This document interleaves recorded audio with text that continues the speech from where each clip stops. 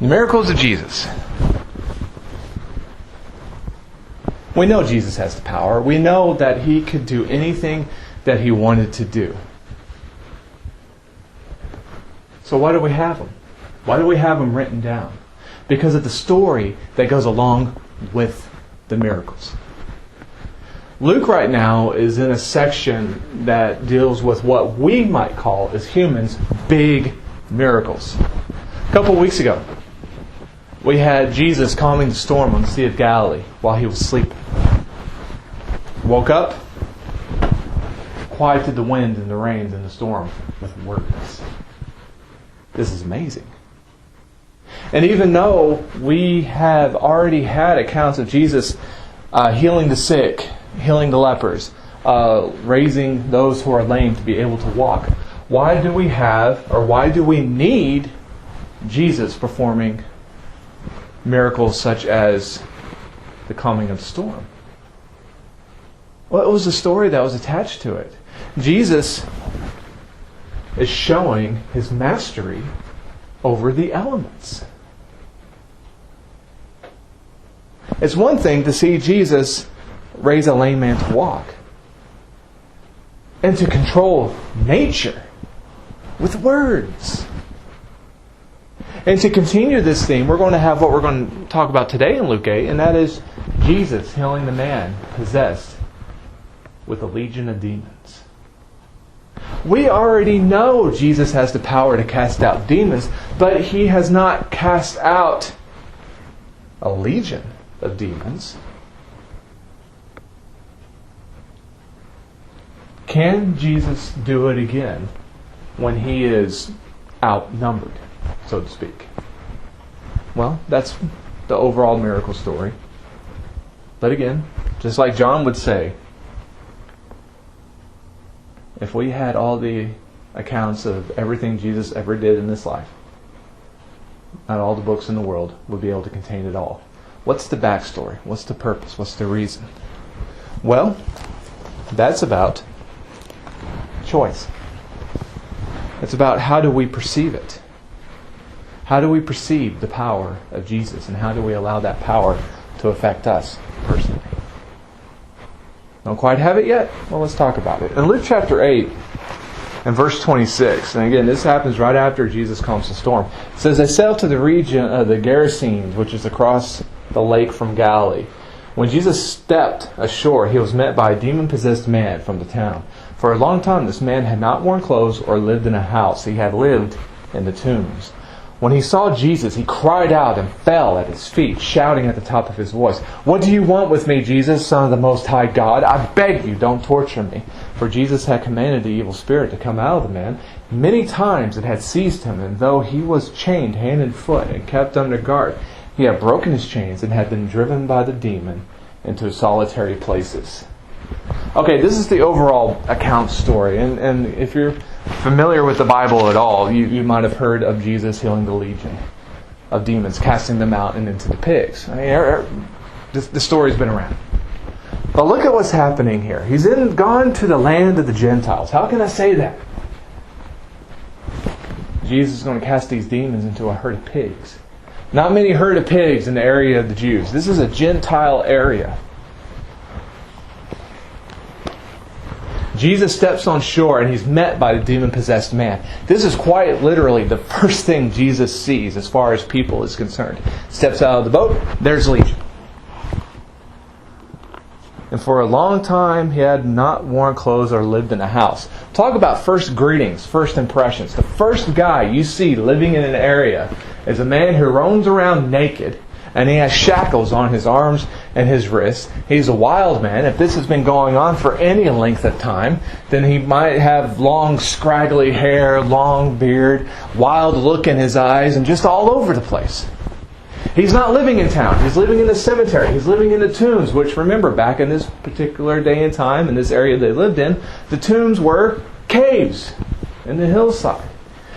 This man, being tormented by these evil spirits, is not able to exist in the world of the living, in the world where people come together and they live. He's driven out to places where death is the overall theme.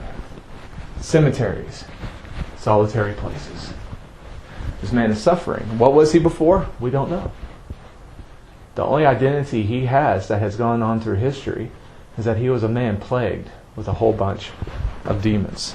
He has been given scary strength as well. Again, they shackle him hand and foot. He breaks it. Talk to police officers. Talk to people who have worked in mental institutions. And talk about having to deal with people who are legally insane. They have a scary strength about them.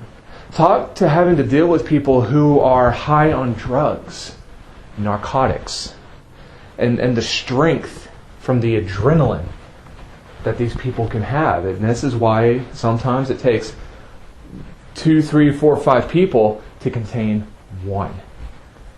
It's a scary strength that's involved. And this is the type of strength that Legion has. The town is not able to contain him. There's nothing that the town can do. They've tried. And he's broken his bonds. And now he's loose. What are they going to do? There's nothing they can do. So now they practice let's try we won't bother him, he won't bother us, and see how that goes. There is nothing they can do. But Jesus comes and there is something he can do. It says in verse 28, when he saw Jesus, he cried out and fell at his feet, shouting at the top of his voice, "What do you want with me, Jesus, Son of the Most High God? I beg you, don't torture me." We can learn a lot from the demon stories. We really can. We can learn a lot about Satan from the demon stories and Satan's relationship with God. Some people out there believe that Satan is God's opposite number. That Satan is just as powerful as God. He's just the other side of that coin, and that they are equal. God is in control of heaven. The devil is in control of hell. But besides that, they are equal in terms of power, authority. But this isn't true. The devil is not equal to God.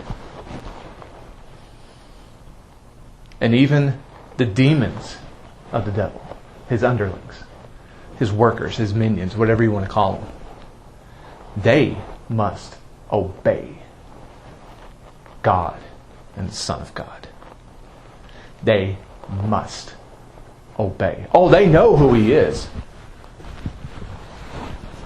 Early demon story in Luke chapter 4. And now the legions of demons in Luke chapter 8. They identify Jesus. Think back to the early accounts of Jesus' ministry in Matthew, Mark, and Luke. How many times Jesus had tried to keep silent, keep quiet. He'll heal somebody and say, "Now don't tell anybody." These demons already know exactly who Jesus is. This has really become funny later on when the Pharisees, who doubt so much Jesus' true identity, it can be identified point blank by his enemies, the demons. They know who he is, and they have to obey. The devil is not the cool rebel that just gets to run around and do whatever he wants to. He is under authority. He must obey what God says when God gives him a direct order. That's the authority of God. This is what he must do. And so the demons, when they come face to face with the Son of God, they beg and they plead, "Don't go into the abyss. Don't send us to destruction. Don't torture us." Again, how many times in our media and in literature is the devil described as a devil-may-care type rogue who doesn't care what anybody says or what anybody does. He's going to do whatever he wants to. No. When he comes face to face, him and his underlings, when they come face to face with the Almighty, they beg. And they don't want to be tortured. And they bow before the authority and the power of the Almighty. This is reality. The Godhead has all the power. So what is to be done?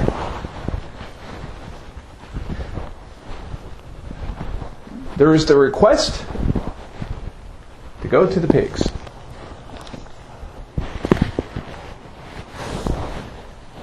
But before that, Jesus sits down and talks to them. He asks the man or the demons that are in the man, "What is your name?" "Legion," he replied, because many demons had gone into him. Legion is not a word of evil. Legion is a Roman number used in the military. Legion, Roman word for a troop of 1,000 men. This is the idea. Many demons are in him. And they begged not to go into the abyss. They begged not to go to destruction. A large herd of pigs were feeding there on the hillside. The demons begged Jesus to let them go into them, and he gave them permission. Now, isn't this ironic? When the demons came out of the man, they went into the pigs, and the herd rushed down the steep bank into the lake and was drowned. They begged Jesus, "Send us to the pigs. Don't send us to death. Don't send us to destruction. Don't send us to the abyss. Send us into the pigs so that we may still live." Oh, Jesus says, "Fine, go." They go into the pigs. The pigs kill themselves. This is all known. This is what we're familiar with. We're familiar with Jesus in Legion. We're familiar with the herd of pigs. We're familiar with the whole herd of pigs committing suicide because the demons are in them. We are familiar with this. But what we might not be as familiar with is what happens after. What happens after is the reaction to the miracle. And this is what is important for us. Yes, Jesus casting out the demons is important because it shows the power of God over the power of evil. That is there. But what is also important is what happens after. What happens after? In verse 34, when those tending the pigs saw what had happened, they ran off and reported this in the town and countryside. And the people went out to see what had happened. When they came to Jesus, they found the man from whom the demons had gone out sitting at Jesus' feet, dressed and in his right mind. And they were afraid. Those who had seen it told the people how the demon-possessed man had been cured. Then all the people of the region and the Gerasenes asked Jesus to leave them because they were overcome with fear. So he got into the boat and left. The man from whom the demons had gone out begged to go with him, but Jesus sent him away, saying, "Return home and tell how much God has done for you." So the man went away and told all over town how much Jesus had done for him. I'm a sci-fi fan and a movie buff. And there was a movie series back at the turn of the millennium called The Matrix. And in the second installment, The Matrix Reloaded, Neo, the main character, gets to have a face-to-face chat with a computer program called the Architect, the program who was responsible for creating and maintaining the Matrix. And we find out in this conversation that everything in the Matrix is based on an equation. And it is the job of the architect to make sure that the equation balances out. But there's a problem. The equation never fully balances out, which brings up the character of the one, the anomaly, a drastic person that has to come around time and time again in order for the equation to balance out. There has to be the anomaly.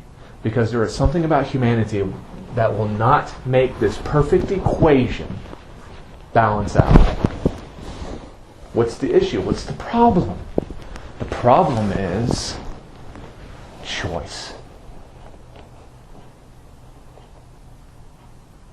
Man's capability of choice stops the equation from balancing out.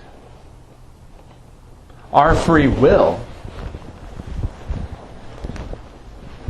allows us to be able to see the same event and process it different ways than our neighbors who might have seen the same event. Again, you can go to eyewitness accounts of a crime. Many people would see the same events, but they might have actually seen different things. Wasn't it the same stuff? Yes, it was. But it was processed differently. The miracle of Jesus casting out the legions of demons from the man was witnessed. It was witnessed by herdsmen who were tending the very herd of pigs that Jesus put the demons in and then ran off and killed themselves. Well, now, again, think back to this period of time. Animals were money. Now, the money, the food, is gone. Well, who's going to get blamed for it if the real culprit isn't found out? The herdsman. And so they run back to town out of fear and maybe even out of covering their own hide and say, look, this happened. It wasn't us. It was this guy who killed the pigs.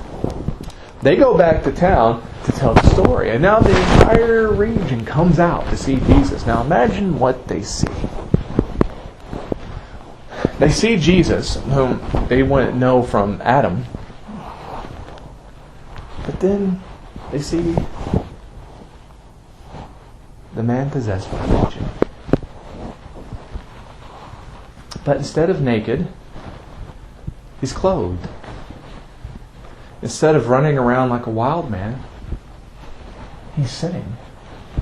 Instead of raving and yelling and screaming and carrying on, he's listening and talking and having conversation and experiencing Jesus as a sane individual.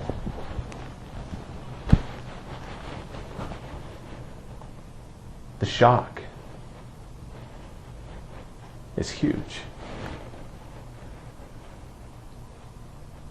People struggle with sudden change, even if it's change for the good. You can go back to Acts, and you can read about Saul becoming Paul. Remember Saul, the government-sanctioned terrorist on followers of the way, followers of Christ. He was converted.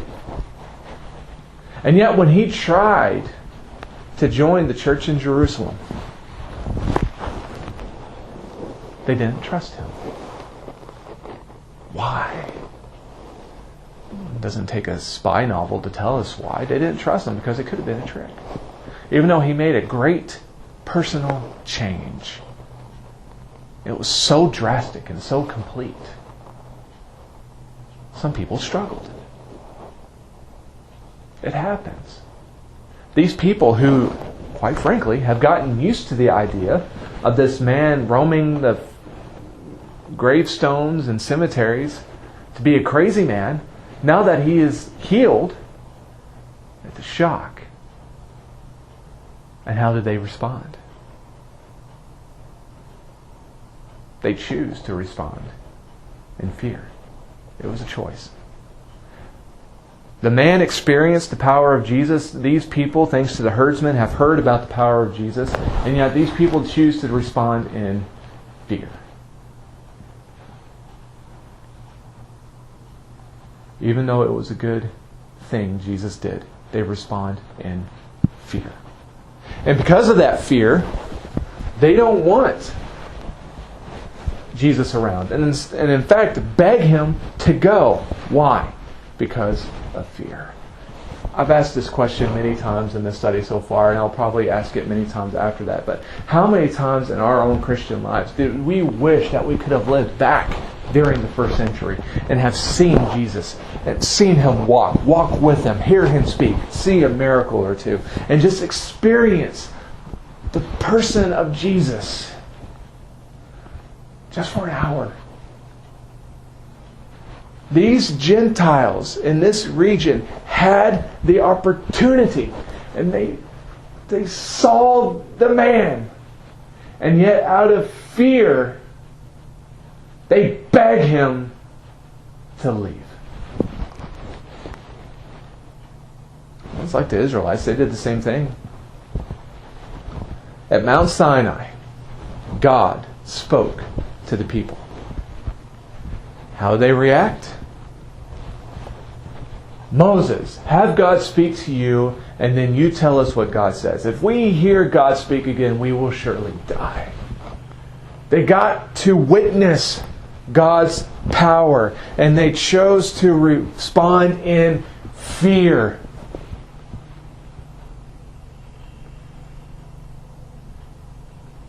Because of that fear, they missed it. Jesus does not force himself on other people. He does not demand relationship. God have will? Yes. Will His will be done? Yes. Truth be told? No, we always have a choice. It's to follow what God says or ignore what God says. Even accounts like Jonah and others in which there was a penalty for ignoring God's rule, that's still a part of choice. That does not take away the fact that we have a choice. They chose fear. And out of that fear, they missed the opportunity to spend time with the Son of God. But what about the man? The man who was healed. Legion. Oh, he was joyful. He experienced the power. The power of Jesus was witnessed by others, but he experienced it. And he knew he got his life back. And now he wants to go with Jesus. He wants to go. And this is big because he's a Gentile. The Gentiles weren't raised with messianic expectations. They don't know anything about the prophecies concerning the Messiah. They didn't know that there was supposed to be this person who was going to come and do all these types of miracles. They have no knowledge of that expectation or that it was even possible. None. And yet now, because he experienced the power of Jesus, he wants to go with Jesus. He wants more. Jesus, however, says, no. No. You stay. And you tell others what God has done for you.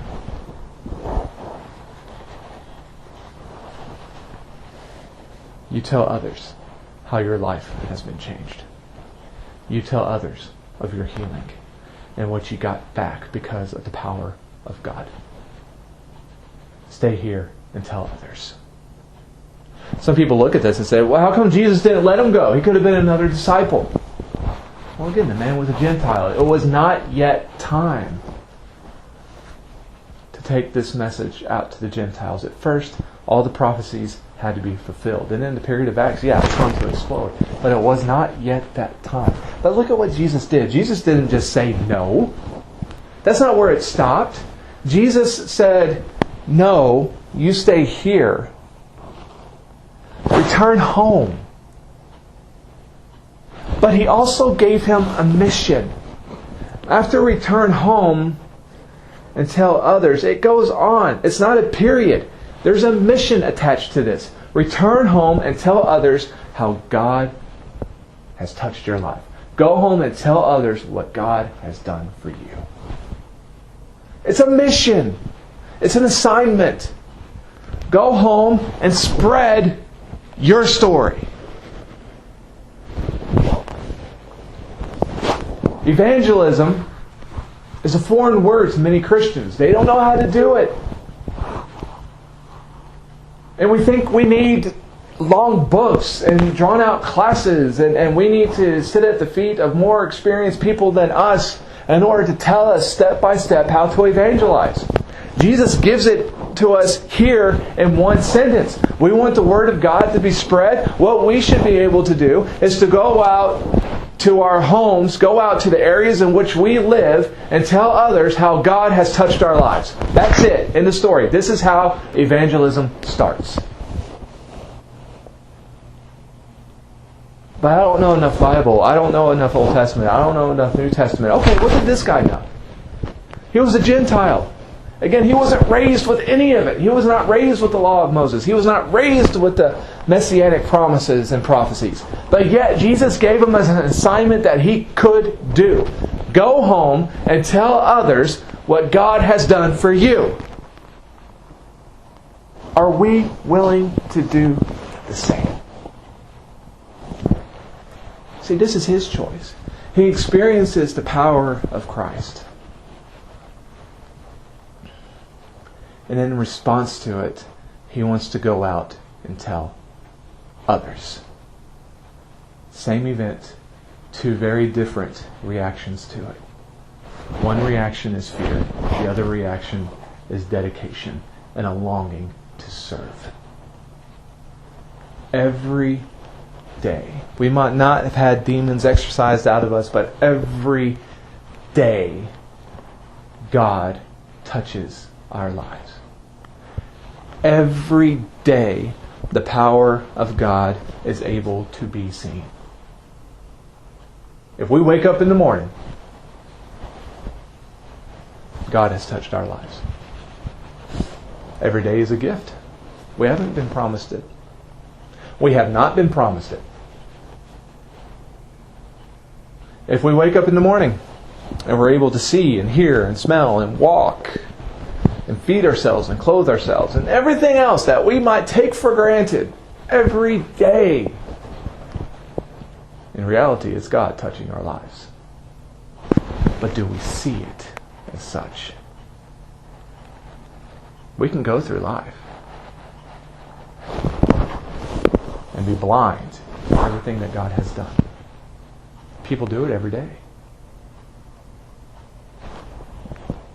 Or we can choose to see every blessing, every power, every grace that touches us and be thankful for.